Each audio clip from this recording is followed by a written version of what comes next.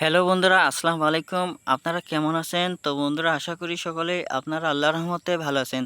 তো বন্ধুরা, আজকে আমি আপনাদের জন্য একটি কৃষি ভিডিও নিয়ে আলোচনা করব।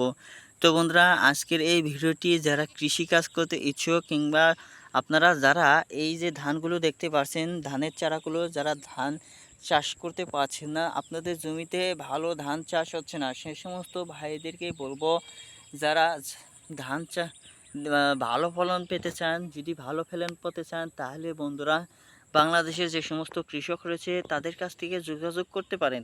প্রতি বছরে কিন্তু ধানের আবাদ করা হয়। তো বন্ধুরা, প্রতি বছর ধানের আবাদ থেকে কিন্তু বাংলাদেশের গ্রামগঞ্জে কৃষকরা অনেক টাকা অর্জন করতে পারে, লক্ষ লক্ষ টাকা তারা কিন্তু বন্ধুরা সহজেই ইনকাম করতে পারে।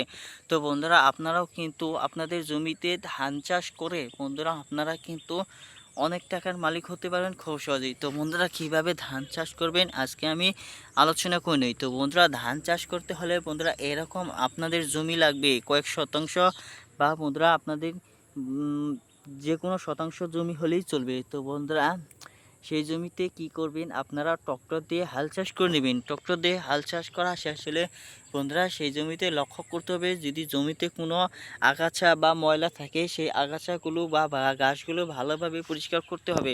তারপর বন্ধুরা আপনারা সেই জমিতে পটাশিয়াম, ইউরিয়া সার, তো বন্ধুরা আরও বিভিন্ন ধরনের ভিটামিনযুক্ত সার আপনাদের জমিতে দিবেন ইনশাল্লাহ। তারপর বন্ধুরা জমিতে আপনারা এই যে গাছি দেখতে পাচ্ছেন বন্ধুরা, এই গাছিগুলো আপনারা রোপণ করেন, তাহলে দেখতে পারবেন আপনাদের জমিতে কী রকম ফলন হচ্ছে। ধন্যবাদ আপনাদেরকে।